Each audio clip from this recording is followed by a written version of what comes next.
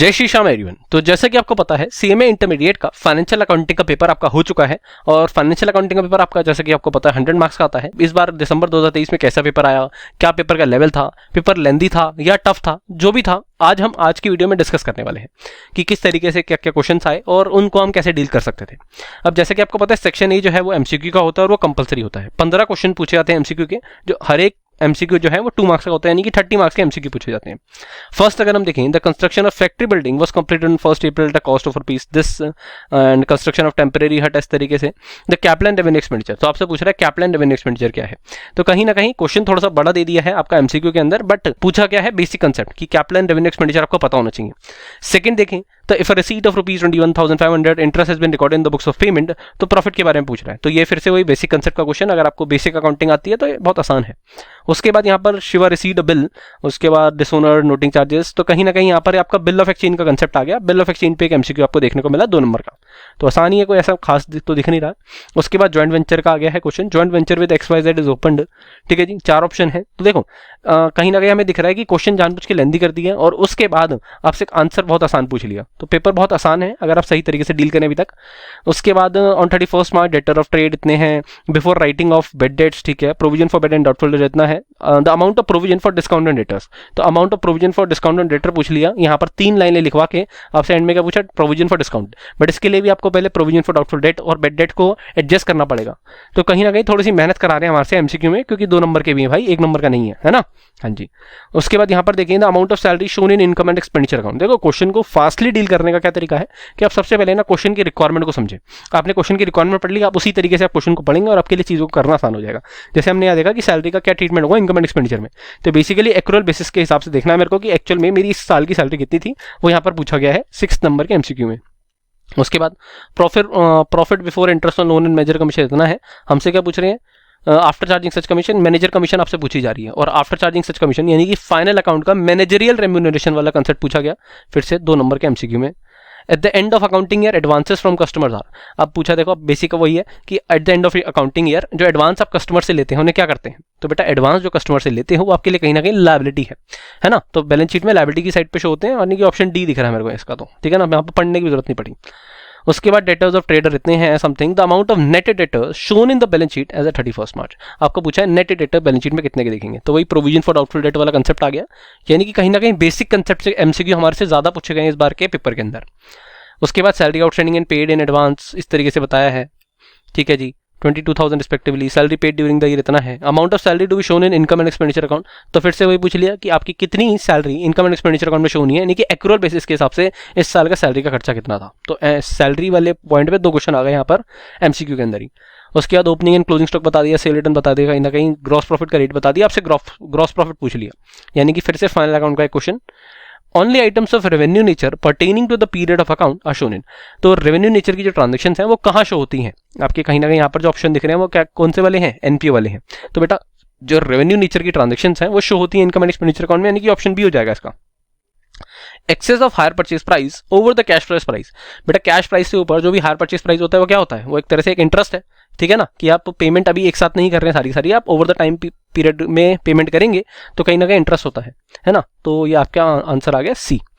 AS10 is applicable to which of the following assets, तो आपका accounting standard का एक आपसे चीज पूछ ली कि AS10 कहाँ एप्लीकेबल होता है, तो AS10 आपको पता है पीपीई पे, यानी कि प्रॉपर्टी प्लांट इक्विपमेंट पे आपका एप्लीकेबल होता है, यानी कि ऑप्शन डी। गुड्स कॉस्टिंग इतने हैं, ब्रांच को भेजें इतने हैं, लोडिंग प्राइस क्या है, ठीक है जी, तो ये भी आसानी से निकाल सकते हैं। 2,34,000 कॉस्ट है, 3,12,000 आपका इनवॉइस प्राइस है, तो आपका जो डिफरेंस है वो कहीं ना कहीं प्रॉफिट है, प्रॉफिट अपॉन में कॉस्ट इनटू में 100 करेंगे तो लोडिंग आ जाएगी ऑन कॉस्ट। अगर लोडिंग ऑन इनवॉइस प्राइस निकालना है तो जो डिफरेंस आया अमाउंट का अपॉन में 3,12,000 इंटू 100 करेंगे तो प्रॉफिट ऑन इनवॉइस प्राइस आ जाएगी। अब सेक्शन बी है, यहाँ पर कोई भी 5 क्वेश्चन अटेम्प्ट करने हैं आउट ऑफ 7 क्वेश्चन, ठीक है जी, और हर एक क्वेश्चन 14 मार्क्स का है, यानी कि यहाँ पर 7 में से 5 क्वेश्चन करने हैं, यानी कि अगर मैं देखूँ मेरे को एक्सटर्नल चॉइस है 2 क्वेश्चन की, ठीक है जी। चलिए अब सेकंड का ए पार्ट, ठीक है, यहाँ पर हमें दिख रही है on checking the cash book with the bank statement, यानी कि कहीं ना कहीं आपको बीआरएस का क्वेश्चन देखने को मिल रहा है। और अगर हम रिक्वायरमेंट देखेंगे क्वेश्चन की, जो कि लिखी है यहाँ पर, you are required to prepare the adjusted cash book and bank reconciliation statement. 7 marks का क्वेश्चन है, 9 एडजस्टमेंट है, एडजस्टेड कैश बुक भी मांग ली है और बीआरएस भी मांग ली है।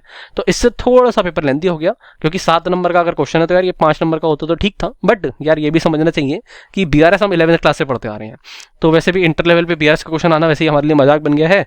तो कहीं ना कहीं ठीक है यार, ये लेंथी नहीं कह सकते हैं आप, क्योंकि इतना आसान चैप्टर है ये। उसके बाद from the following details prepare an adjusted trial balance. आपको कुछ डिटेल्स दी हैं, कुछ नोट्स प्रोवाइड कर दिए हैं और इसके हिसाब से एडजस्टेड ट्रायल बैलेंस बनाने को बोल रहा है। तो चीज़ें आसान है, आई डोंट थिंक सो कि आपको मुश्किल लगेगी। हाँ, बट थोड़ा सा यहाँ पर लेंदी हो सकता है। अगर आप थोड़ी सी भी इन्फॉर्मेशन यहाँ पर ऊपर नीचे कर देते हैं तो ये क्वेश्चन आपके लिए लेंदी बन सकता है। ये फिर से वही 7 नंबर का क्वेश्चन है।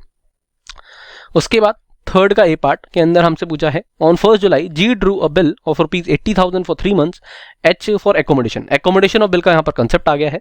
और अगर हम देखें तो general entries in the books of H मांगी है, ठीक है जी। यहाँ पर जी भाई साहब ड्रॉ कर रहे थे बिल एच पे, है ना। तो एच भाई साहब कौन थे? एच भाई साहब कहीं ना कहीं ड्रॉ ही थे और जी भाई साहब ड्रॉर थे। और ये एकोमोडेशन वाला केस आ गया है। एकोमोडेशन के अंदर सिर्फ एक पार्टी की बुक्स मांगी है और जो 7 मार्क्स का क्वेश्चन बनता है। तो क्वेश्चन आसान है, आई डोंट थिंक सो कि आपको ये टफ लगने वाला है, ठीक है ना। हाँ जी, तो अभी तक तो पेपर हमें बहुत ही आसान लग रहा है। नेक्स्ट क्वेश्चन है, lease limited has initiated a lease for 4 years in respect of vehicle costing ₹20 lakh. तो एक लीज ली गई है 4 सालों के लिए 20 लाख रुपए की, विद एक्सपेक्टेड यूजफुल लाइफ 5 साल है। Asset would revert to the company under the lease agreement. Asset वापसी दिया जाएगा लीज एग्रीमेंट के हिसाब से। अदर इन्फॉर्मेशन बता दी है। Unguaranteed residual value after the expiry of lease term is estimated 2,50,000। Implicit rate of return है। Annual payments have determined by in such a way that present value of lease payment, तो वो निकालनी पड़ेगी आपको कि एनुअल लीज पेमेंट क्या है। तो देखो आपसे मांगा भी क्या है, ascertain in the hand of lease limited, कि लीज लिमिटेड के हाथ में क्या आपकी एनुअल लीज पेमेंट बनती है। हाँ जी, कि क्या लीज पेमेंट बनती है और अनअर्न्ड फाइनेंस इनकम। तो ये 7 मार्क्स का क्वेश्चन है, बट ये थोड़ा सा अच्छा लग सकता है आपको। इसके अलावा आपको ये बता रखा है कि पी फैक्टर रेजुअल, मतलब 4th ईयर के एंड में पी फैक्टर क्या है और 4 सालों का टोटल पी फैक्टर क्या है। क्वेश्चन आसान हो जाता है क्योंकि ये गिवन है, बट थोड़ा सा लेंथी हो जाता है। तो कहीं ना कहीं पेपर अभी तक हमें आसान दिख रहा है ज़्यादातर, कहीं ना कहीं ईजी टू मॉडरेट की तरफ है पेपर। मॉडरेट क्यों? क्योंकि थोड़ी सी कई चीज़ें थोड़ी सी हमें लेंथी लगी हैं, बट मुश्किल कुछ नहीं है अभी तक। Rajesh does not maintain proper books of account from the following particulars prepare the trading and profit loss account and balance sheet। तो बेटा जब भी मेंटेन नहीं करी जाती प्रॉपर बुक्स तो आपको क्वेश्चन देखिए समझ जाना है कि भाई साहब अकाउंट फ्रॉम इनकम्प्लीट रिकॉर्ड का क्वेश्चन है जो 14 मार्क्स का है। अब 14 नंबर का क्वेश्चन है तो ऑटोमेटिकली बात तो ये सीधी सीधी है कि भाई साहब थोड़ा सा तो यहाँ पर आपसे मेहनत करवाएगा। डेटर्स का बैलेंस है, स्टॉक का बैलेंस है, फर्नीचर क्रेडिटर्स, जिनका भी ओपनिंग क्लोजिंग है, भाई साहब क्या करो आप सबसे पहले इनके अकाउंट बना लो, चीज़ें आसान हो जाएंगी। और उसके बाद समरी ऑफ अदर ट्रांजेक्शन है, तो इनका अकाउंट बनाओगे तो क्वेश्चन आसान हो जाएगा। और बेटा 14 नंबर का क्वेश्चन है, उसके हिसाब से सिर्फ 4 अकाउंट बनाने हैं और एक हिसाब से कैश वैश का और बन जाएगा। तो आई डोंट थिंक सो ये वाला क्वेश्चन भी हमें लेंदी लगा। ये क्वेश्चन भी आसान ही है। हम तो ज़्यादा सोच रहे थे कि इस क्वेश्चन में ज़्यादा काम धाम होगा, बट ये भी क्वेश्चन आसान है क्योंकि एडिशनल इन्फॉर्मेशन के नाम पर हमारे पास कुछ भी नहीं है। नेक्स्ट देखते हैं 5th क्वेश्चन। तो 5th क्वेश्चन में A and B carrying on a business on equal partner, the firm balance sheet इस तरीके से आपको गिवन है। The business was carried on till 30 June. The partners withdraw in equal amount half the amount profit during the 6 month. तो आपको बता रखा है कि इतना पैसा निकाल लिया है। डेप्रिसिएशन इस रेट पे चार्ज हो रहा है, लीज होल्ड बिल्डिंग पे, प्लांट एंड मशीनरी पे, फर्नीचर पे। संधि क्रेडिटर्स इतने के रिड्यूस करने हैं, bills payable by 2500, bank loan by 20,000। ठीक है जी। जून 30 को स्टॉक की वैल्यू इतनी थी, book debt 75,000। 30 June firm sold the business to a limited company.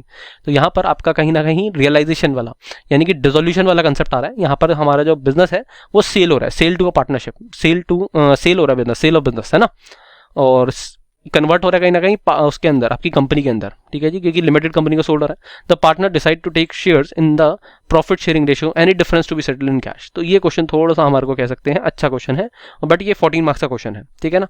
हाँ जी। You are required to prepare statement of net assets. भाई सबसे पहले नेट एसेट्स ही निकलेंगे, उसी के हिसाब से तो गुडविल कैपिटल रिजर्व निकलेगा। Statement of profit earn during the period of 6 month, 6 महीने का आपको आपका बेसिकली पार्टनर्स के अंदर क्या, पार्टनरशिप के अंदर क्या प्रॉफिट क्या लॉसेज हुए देखना पड़ेगा। रियलाइजेशन अकाउंट बनाना पड़ेगा, capital account of the partner बनाना पड़ेगा। तो ये क्वेश्चन अभी तक हम कह सकते हैं थोड़ा सा अच्छा क्वेश्चन है। लगता है कि हाँ यार इंटर का एग्जाम दे रहे हैं, वरना अभी तक तो ऐसा लग रहा था फाउंडेशन का एग्जाम दे रहे हैं। उसके बाद 6 का ए पार्ट है, 7 मार्क्स का है। X limited has a retail branch at Puri, goods sold at 60% profit on cost, the wholesale price at cost is 40%, goods are invoiced from Delhi। ठीक है। from the following particulars ascertain the profit made to head office and branch। तो आपको बताना है कि profit कितना head office को हुआ है, कितना ब्रांच को हुआ है। कुछ आपको यहाँ पर इन्फॉर्मेशन गिवन है हेड ऑफिस की और ब्रांच की। ठीक है जी। स्टॉक जो है हेड ऑफिस के पास वो होलसेल बेसिस पे है और ब्रांच के पास कस्टमर के पास रिटेल प्राइस पे है, यानी कि वो इनवॉइस प्राइस की बात कर रहा है। Stock at head office is valued at invoice price, वही मैंने आपको बताया। तो बेटा इतना सा क्वेश्चन, ये भी फिर से 7 नंबर का, तो पेपर देखो फिर से आसानी है, कुछ भी नहीं है। उसके बाद अगर देखिए बी पार्ट, तो on 1 April the stock was destroyed by fire but sufficient record were saved, तो कहीं ना कहीं आपका इंश्योरेंस क्लेम का क्वेश्चन आ गया, आसान है जो कि, ठीक है ना। इसके अंदर आपका क्या है, एबनॉर्मल आइटम वाला केस है, ठीक है जी। आपको बताना है कि कितना क्लेम हुआ है, क्वेश्चन आसान है, ठीक है ना, अगर आपने पढ़ रखा है तो। बट यहाँ पर एबनॉर्मल आइटम वाला केस है, अगर आपने एबनॉर्मल वाला केस नहीं पढ़ रखा है तो आपके लिए मुश्किल हो जाएगा, वरना ये वाला क्वेश्चन भी आसान है 7 मार्क्स के हिसाब से। उसके बाद ABC Limited is setting up a refinery outside the limits in order to facilitate the construction. ABC Limited required to incur the expenditure. कहीं ना कहीं ये मेरे को ना जो क्वेश्चन है ये AS10 की खुशबू आ रही है इसके अंदर से, तो AS10 property plan and equipment का ये क्वेश्चन है। Whether ABC Limited can capitalize expenditure incurred on these items of property plant and equipment? If yes, how should these items be depreciated and presented in the financial statement of ABC Limited? किस तरीके से आप ये financial limited of ABC Limited में आप इसे दिखाएंगे, तो AS10 का क्वेश्चन दिख रहा था। उसके बाद नेक्स्ट है ABC limited has receive grant from the government of Delhi for its newly started pharmaceutical business. उसके बाद आपको ये कुछ ग्रांट्स मिली हैं, ठीक है ना। ग्रांट्स आपकी 3 तरीके की होती हैं, पता होना चाहिए आपको, रेवेन्यू नेचर की, और grant in the nature of promoters contribution, और ग्रांट रिलेटेड टू एसेट्स, तो उन्हीं के अंदर से होगा, ठीक है जी। ये थोड़ा सा आपको दिख रहा है कि यार यहाँ पर चीज़ें कुछ हैं, तो how should ABC limited recognise the government grant in the books of accounts, कि ABC लिमिटेड किस तरीके से इन जो 4-5 का आपको केसेस दे रखे हैं किस तरीके से ग्रांट्स को रिकॉग्नाइज करेंगे, ठीक है जी। तो ये अभी तक आपको 14 मार्क्स के अब वो दिखे हैं, क्या भला, AS के क्वेश्चंस। 8th का ए पार्ट अगर देखें, A&B partners in a firm their capital इतनी है, ठीक है जी। अमाउंटेड ड्रॉइंग ऑफ पार्टनर्स इतनी है, ठीक है जी। Following errors were committed while distributing the profit, तो कुछ एरर्स हमसे कमिट हो गए थे जब हम डिस्ट्रीब्यूट कर रहे थे प्रॉफिट्स, ठीक है जी। बता रखे हैं manager commission 10% on the profits before charging such commission, कि हम ये मैनेजर कमीशन चार्ज करना भूल गए थे। क्लोजिंग इन्वेंट्री 70,000 पे, whereas it is net realisable value 50,000, यानी कि आपको पता है क्लोजिंग इन्वेंट्री को किस पे वैल्यू करना होता है sir, cost on NRV which ever lower, जबकि हमने 70,000 पे वैल्यू कर रखी है, जबकि उसकी NRV तो सिर्फ और सिर्फ 50,000 पे है, तो कहीं ना कहीं ये भी गलती हो गई है। आउटस्टैंडिंग सैलरी आपने रिकॉर्ड नहीं करी है। उसके बाद कुछ इस तरीके से आपको कुछ इन्फॉर्मेशन है। On the basis of above information answer the following questions, आपको फॉलोइंग क्वेश्चन के आंसर देने हैं, जैसे कि how much interest should be allowed to as loan to the firm, is it a charge और अप्रोप्रिएशन ऑफ प्रॉफिट, बताना है कि यार ये चार्ज है ए के लोन पे जो इंटरेस्ट दिया गया है, या क्या है, अप्रोप्रिएशन ऑफ प्रॉफिट है। तो आपको पता होना चाहिए कि लोन पे जो भी इंटरेस्ट हो रहा है वो एक चार्ज होता है, ना कि अप्रोप्रिएशन ऑफ प्रॉफिट है। What is the amount of net profit, तो इन सब एडजस्टमेंट्स के बाद नेट प्रॉफिट क्या होने वाला है, डिविजिबल प्रॉफिट क्या होने वाला है, और ईच पार्टनर का शेयर ऑफ प्रॉफिट क्या होने वाला है। उसके अलावा अकाउंटिंग कन्वेंशंस आपको एक्सप्लेन करनी है कुछ, जैसे कि फुल डिस्क्लोजर आपको एक्सप्लेन करना है, कंसिस्टेंसी एक्सप्लेन करना है, मटेरियलिटी एक्सप्लेन करना है, कंजर्वेटिज्म। तो फुल डिस्क्लोजर बोलता है कि आपको भाई सब क्या करना है, पूरा का पूरे सारी की सारी आपको जितनी भी चीजें हैं पूरी तरीके से डिस्क्लोज करनी है, कुछ भी इन्फॉर्मेशन ऐसी ना हो छुपी रह जाए। कंसिस्टेंसी, आपने कोई अकाउंटिंग पॉलिसी अगर बिजनेस में अडॉप्ट कर ली है तो वो लंबे समय तक चलनी चाहिए, ऐसा ना हो कि इस बार ये अकाउंटिंग पॉलिसी अडॉप्ट कर रखी है और अगली बार कुछ और है। मटेरियलिटी, कि आपको मटेरियल इन्फॉर्मेशन दिखानी है, इमटेरियल इन्फॉर्मेशन अकाउंट्स में दिखाने की कोई भी जरूरत नहीं है। Conservatism, do not anticipate the future income but anticipate all the losses, तो ये बहुत आसान है, ये भी 5 नंबर के हिसाब से। Explain the methods criteria for selection and application of accounting policy, कि आपको बताना है कि किन मेथड्स, किन क्राइटेरिया के हिसाब से हम कोई भी अकाउंटिंग पॉलिसी अडॉप्ट करते हैं और उसका यूज करते हैं। तो अकाउंटिंग पॉलिसी क्या होती है सर, जब एक चीज को ट्रीट करने के एक से ज्यादा मेथड अवेलेबल होते हैं और उसके अंदर से हमारा बिजनेस किसी भी एक मेथड को अप्लाई कर रहा है, जैसे कि फॉर एग्जांपल आपको डिप्रिसिएशन लगाने के लिए SLM भी है, WDV भी है, और इसके अलावा भी कई सारी चीजें हैं। तो अगर हमारी फर्म SLM मेथड यूज कर रही है तो वो हमारी फर्म के लिए क्या बन जाएगा, एक अकाउंटिंग पॉलिसी बन जाएगा, यही होता है। तो ये होती है अकाउंटिंग पॉलिसी, जब एक चीज को ट्रीट करने के एक से ज्यादा मेथड अवेलेबल है और उसमें से हम कोई सेलेक्ट कर रहे हैं, तो हमारी फर्म के लिए, हमारी ऑर्गेनाइजेशन के लिए वो अकाउंटिंग पॉलिसी बन गया है। और चेंज इन अकाउंटिंग पॉलिसी सिर्फ और सिर्फ 3 वजह से आपका एप्लीकेबल होता है। कौन कौन सा sir, by compliance of AS, accounting standard में कोई ऐसा आ गया है कि उसकी कंप्लायंस करने के लिए हमें आपको चेंज इन अकाउंटिंग पॉलिसी करना पड़ रहा है। कंप्लायंस ऑफ स्टिचू, लॉ के अंदर कोई चेंज आ गया है, भाई लॉ बोल रहा है आपको ये चेंज करने को। या फिर फॉर बेटर प्रेजेंटेशन, अगर आपके फर्म को लग रहा है कि भाई साहब अगर मैं ये चेंज इन अकाउंटिंग पॉलिसी करता हूं तो मैं बेटर प्रेजेंट कर पाऊंगा अपनी फाइनेंशियल स्टेटमेंट, सिर्फ इन 3 वजह से आप चेंज इन अकाउंटिंग पॉलिसी कर पाते हैं। तो 5 नंबर का क्वेश्चन है, थ्योरी का क्वेश्चन है, आसान क्वेश्चन है, तो पेपर ईजी टू मॉडरेट हम कह सकते हैं, ठीक है ना। ज़्यादा लेंथी भी नहीं है बट आसान है, कोई भी दिक्कत नहीं है। तो उसके हिसाब से आप देख सकते हैं कि यार पेपर के लिए हमें सिर्फ थोड़े से ज़्यादा प्रैक्टिस करनी है, टेस्ट देने हैं, रिवीजन करनी है, बाकी पेपर में ऐसा कुछ भी नहीं है कि जो आपको लगे कि यार टफ है ना। चलिए, उम्मीद करता हूँ आपको मेरी बातें समझ आई हैं। अब अपने बाकी पेपर्स पे फोकस करिए, चलिए मिलते हैं नेक्स्ट वीडियो में, तब तक के लिए गुड बाय, जय Shri Shyam, all the best, thank you so much.